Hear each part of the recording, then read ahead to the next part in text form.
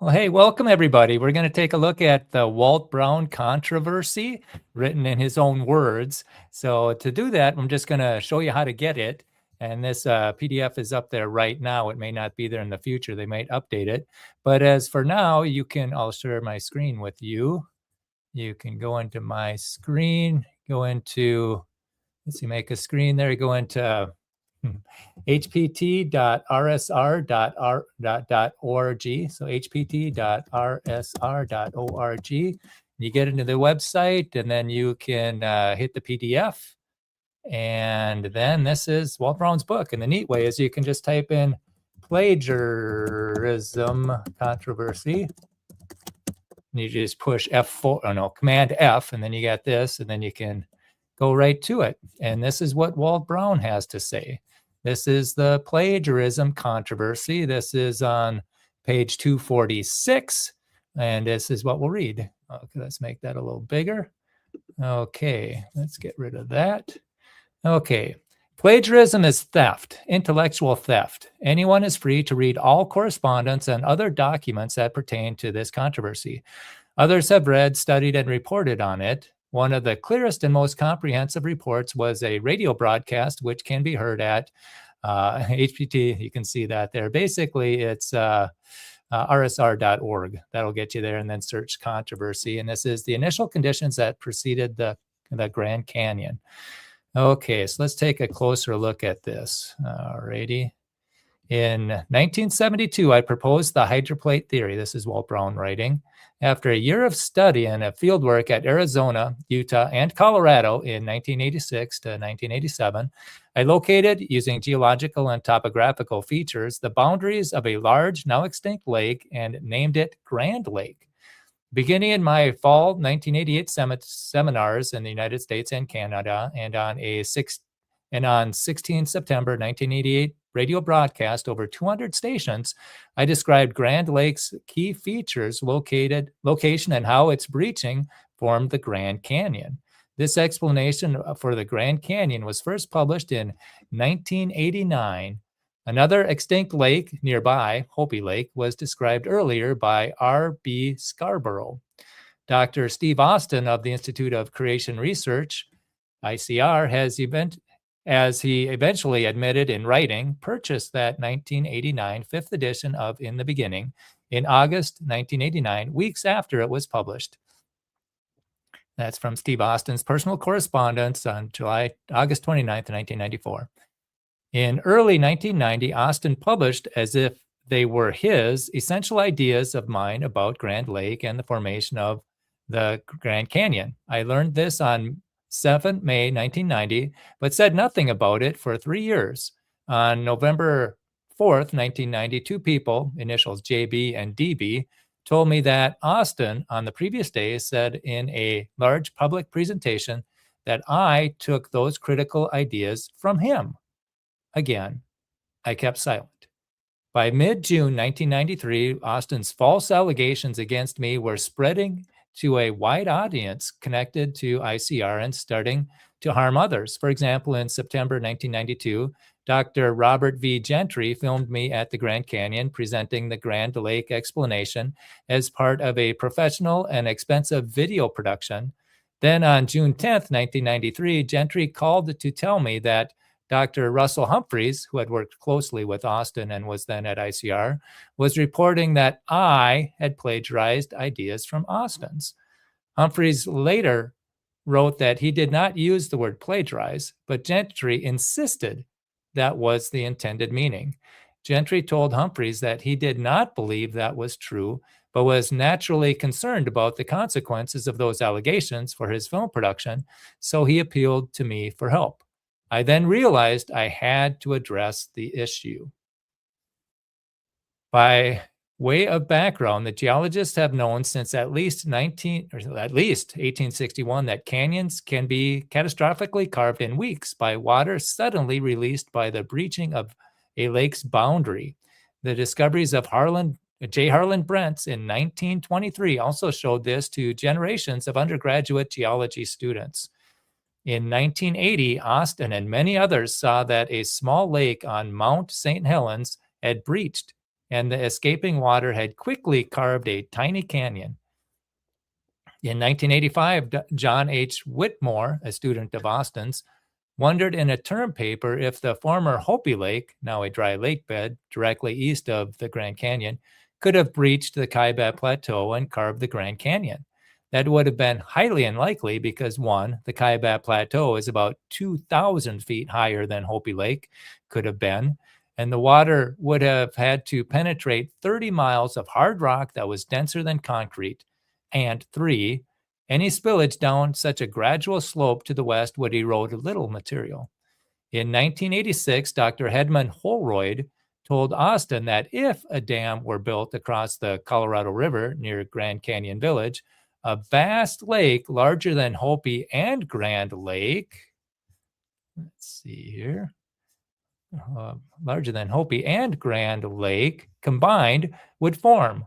Holroyd drew his hypothetical lake on a map and noted that if a very long east-west fault had then developed between what are now the north and south rims of the Grand Canyon, the lake's escaping waters might have carved the Grand Canyon.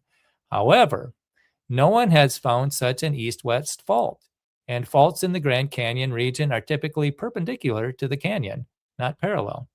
Furthermore, a canyon that eroded along a fault would not bend or meander as the Grand Canyon does. The discoveries of Newberry and Brent's and speculations of Whitmore and Holroyd led Austin to wonder, in a very tentative way in his writing, as his writings show, if the breaching of Hopi Lake directly east of the Grand Canyon had carved the Grand Canyon.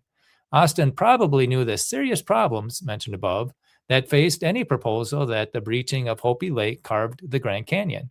What he did not realize, as his writings exposed, was that a much larger and separate post-flood lake, Grand Lake, was north of Hopi Lake. Austin was unable to produce any spoken or written record showing that he knew before my 1988 radio broadcast anything about Grand Lake.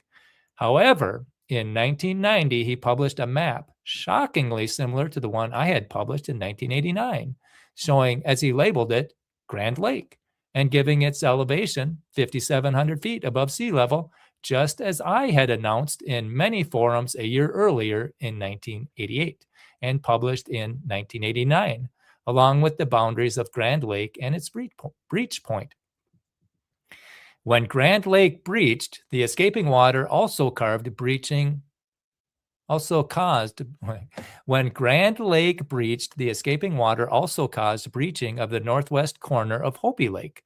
The two very visible breach points define the north and south ends of Marble Canyon and explain many of the unusual characteristics described in this chapter.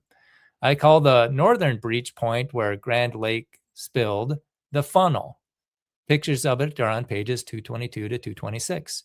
The southern breach point where Hopi Lake spilled is marked by the unique terrain where the Little Colorado River enters the Colorado River. The near simultaneous breaching of both lakes carved the Grand Canyon in weeks and upwarped the Kaibab Plateau via the water balloon effect, explained on page 227. The torrent of water then cut down through the rising Kaibab Plateau. This chapter presents 24 other points of evidence that I gathered in 1988 to 1989 that confirmed the Grand Lake explanation. The chapters, the hydroplate theory and overview, pages 111 to 151, liquefaction, pages 185 to 213, and limestone, pages 259 to 265, fit together all the pieces of the puzzle. What produced all the sediments, layered the strata, and sorted the fossils? What cemented the rocks so uniformly? Why does the Grand Canyon expose so much limestone? How was limestone produced? What raised the Kaibab Plateau? And how could the Colorado River flow through it? What forces, energy, and mechanisms buckled the Rocky Mountains and lifted the Colorado Plateau so high? The Grand Canyon would not exist if the Colorado Plateau had not first rapidly risen more than a mile above sea level and lifted Grand and Hopi Lakes. Large lakes rarely form at such high elevations where rainfall is rare and evaporation is rapid. If the Grand Canyon is a consequence of a global flood, where did all the flood water come from? And where did all the dirt and water go? Centuries after the flood, there were Centuries after the flood, was there enough water to transport 2,800 cubic miles of dirt? And where is it today? Attempts to explain the Grand Canyon without first answering these broader questions is incomplete. Of course, any explanation that is not accompanied by definite predictions is weak science. The breach dam explanation requires the hydroplate theory to explain many important details. After pondering Robert Gentry's appeal for me to respond to Humphrey's false allegations, I realized that I needed to go to the source of these spreading the accusations that I stole Austin's ideas. If I had simply been seeking priority, as some have alleged, I would have done so years earlier. So on June 18th, 1989, I wrote Austin explaining the seriousness of the matter and asked if it was true that he had made these accusations against me. The same day, I also wrote ICR's director, Dr. Henry M. Morris, now deceased, to inform him of this issue. In all, Morris and Austin and I exchanged 6 letters during the summer of 1993. Austin always denied that he had accused me of plagiarism, although I explained how he could contact those who heard him and clearly understood what he had said. He never contacted those witnesses. He also denied taking any ideas of mine, although some details he published were so specific that they obviously had come from my work. With each attempt to evade, he created more problems for himself and left his fingerprints. Map makers usually place on their maps tiny, unique details, even intentional errors, so that anyone who copied the map will clearly be shown to be guilty of copyright infringement. Austin tried in several deceptive ways to show that he had come up with the Grand Lake explanation first. They were easily shown to be false, as a reading of all of our correspondence clearly shows. For example, Austin backdated his 1989 guidebook by 1 year, giving it a false 1988 copyright date, obvious based on later dates in those pages and the 1989 date on the guidebook's cover. By 1981, Austin must have realized plagiarism and copyright infringement were shown by his using the name Grand Lake on a map in his guidebook he sold. He then changed his name for the lake to Canyonlands Lake, having 2 names for the gigantic lake responsible for the formation of Grand Canyon will continue to produce confusion and prevent others from going to the source for the evidence and full explanation for Grand Canyon's origin. On August 19th, 1993, I proposed a letter to Morris and Austin, and we put this unpleasant matter in the hands of an independent Christian arbitrator to thoroughly study and resolve, because we were unable to resolve it ourselves. Morris and Austin flatly refused. Denials and bobbing and weaving continued. Finally, after exchanging 13 more letters, I told Morris and Austin if they did not allow this matter to be arbitrated, so it would not create further dissension, confusion, and accusations against my associates and me, I would make the issue public. They reluctantly agreed, but in various ways thwarted all efforts to seek arbitration. For example, after consulting with their lawyer, and only 4 days before the arbitration was to take place, they backed out of their written agreement to arbitrate and announced that they would participate only in non-binding mediation. Arbitration is binding. After months of effort and having finally reached agreement on the time, place, and arbitrator, I felt betrayed.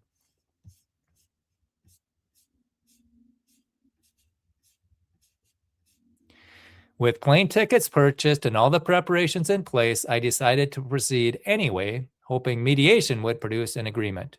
Mediation occurred on June 21st, 1994. However, by September 28th, 1994, Austin had clearly broken even the agreement we signed at the mediation as a reading of our correspondence will show. I also wrote everyone involved, including Henry Morris and each member of ICR's board of directors, that Austin had broken the agreement. ICR's misinformation is still being spread. Therefore, to answer questions from those hearing this misinformation, the entire matter will be placed on the table for anyone to examine.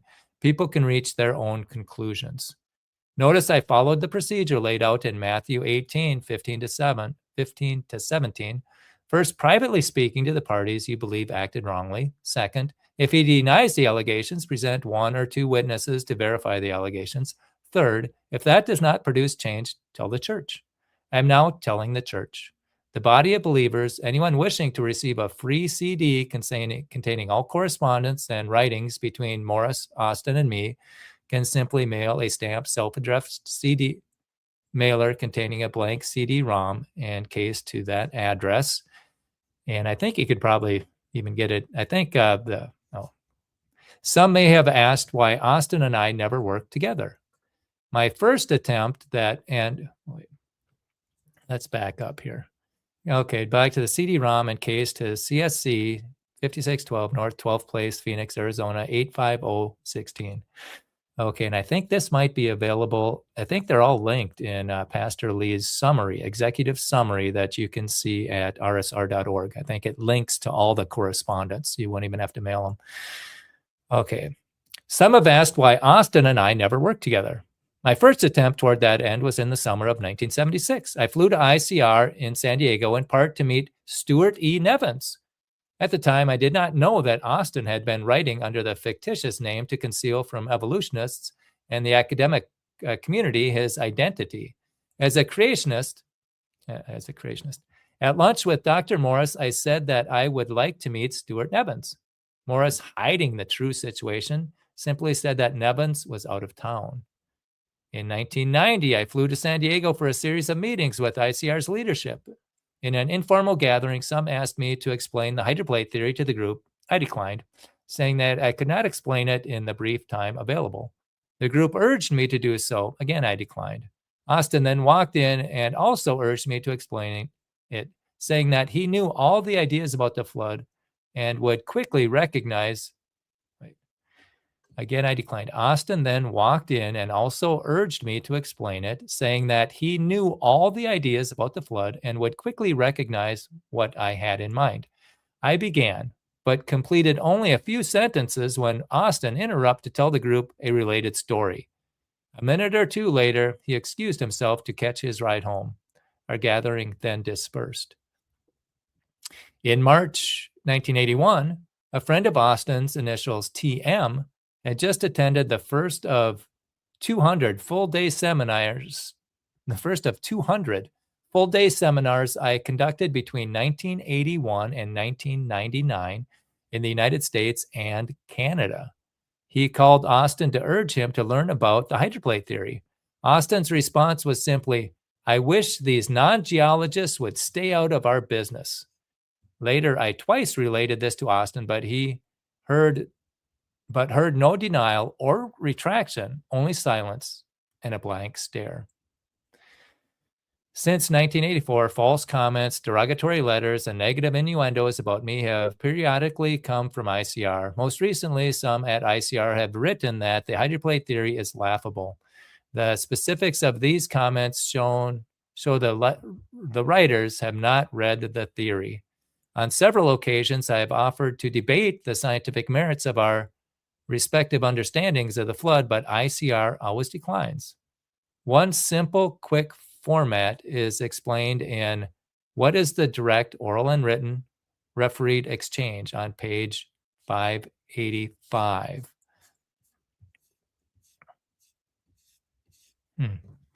Okay, that might be it.